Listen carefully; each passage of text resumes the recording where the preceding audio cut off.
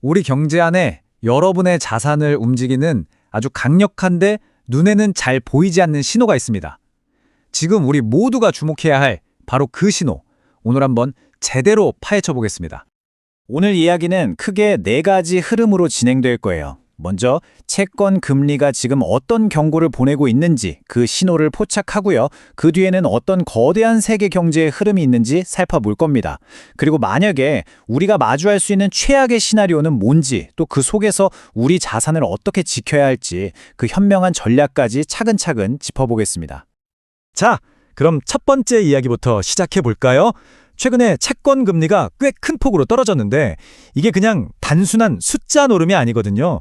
시장이 우리한테 보내는 아주 중요한 메시지라고 할 수 있습니다. 바로 이 질문에서부터 출발해야 합니다. 채권 금리가 떨어졌다는 뉴스는 아마 많이들 보셨을 거예요. 근데 그래서 이게 도대체 나한테, 우리 경제에 무슨 의미가 있는 걸까? 궁금하시죠? 그 답을 지금부터 시장의 움직임 속에서 같이 찾아보겠습니다.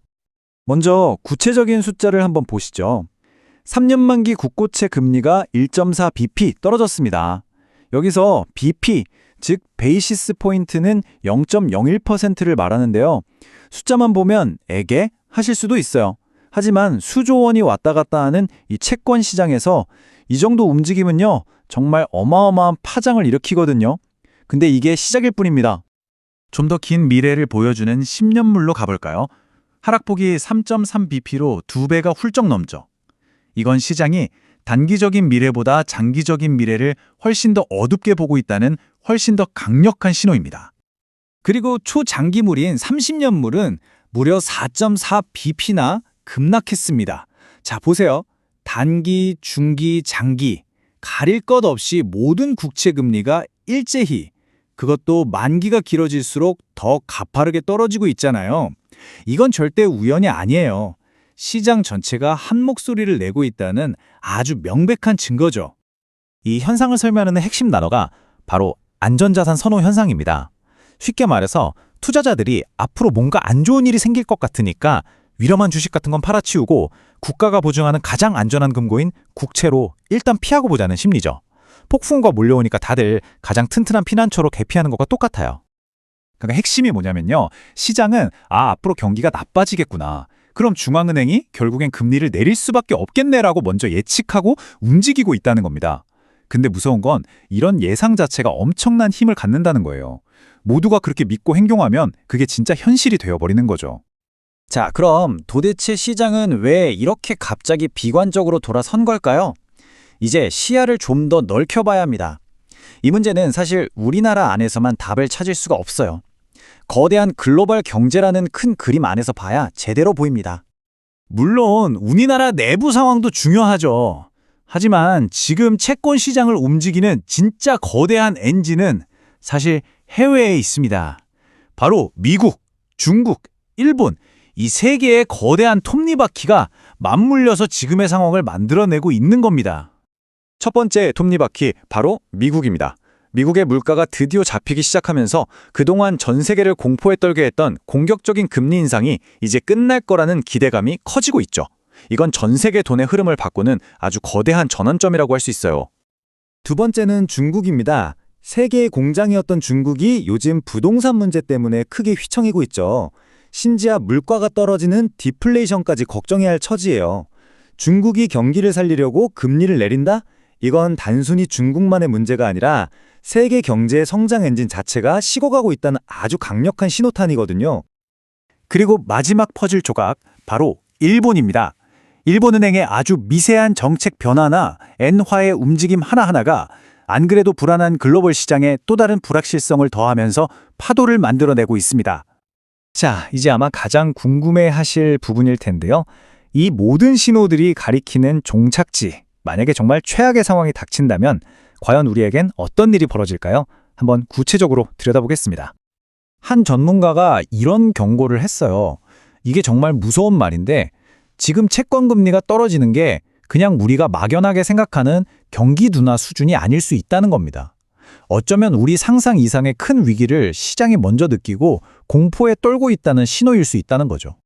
이 표가 보여주는 연쇄 반응을 한번 상상해 보세요. 자, 먼저 GDP 성장이 멈추고 마이너스로 돌아섭니다. 그럼 당장 우리 주변의 회사들이 어려워지고 문을 닫기 시작하겠죠. 곧바로 실업률이 2자릿수로 치솟을 수 있습니다.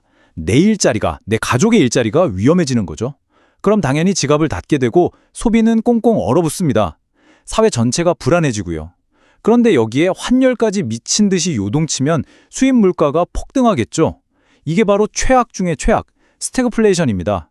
경기는 최악인데 물가는 계속 오르는 상황. 내 월급은 그대로인데 장바구니 물가만 계속 오르는, 우리 지갑으로 직접 느끼는 진짜 고통이 시작되는 겁니다. 그리고 이건요, 수출로 먹고 사는 우리나라 경제에는 정말 직격탄이 될 수 있습니다.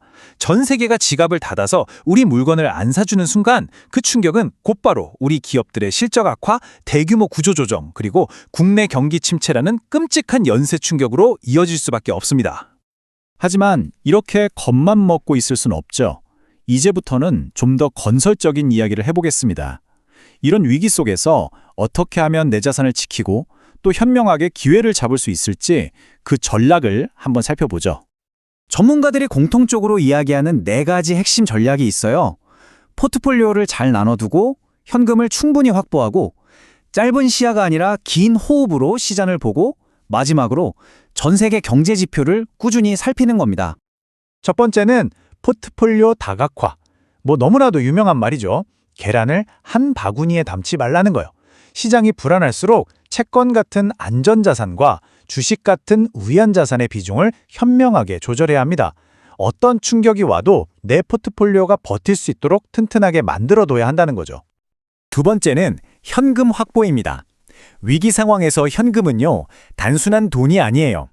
어려운 시기를 버티게 해주는 최고의 방패이자 동시에 모두가 공포에 질려서 좋은 자산을 헐값에 던질 때 그걸 잡을 수 있는 최고의 창이 되기도 하거든요. 세 번째는 마음가짐, 바로 장기적인 관점입니다. 시장이 막 흔들릴 때 같이 패닉에 빠져서 감정적으로 사고팔고 하는 게 제일 위험하거든요. 폭풍우가 몰아칠 때일수록 최종 목적지를 잊지 않고 묵묵히 그리고 멀리 내다보는 자세가 필요합니다. 자, 오늘 채권 시장이 우리에게 보내는 경고 신호부터 위기 속 생존 전략까지 쭉 훑어봤습니다. 이제 마지막으로 이 질문을 여러분께 드리고 싶습니다. 지금 이 거대한 변동성 앞에서 여러분의 포트폴리오는 정말 괜찮으신가요?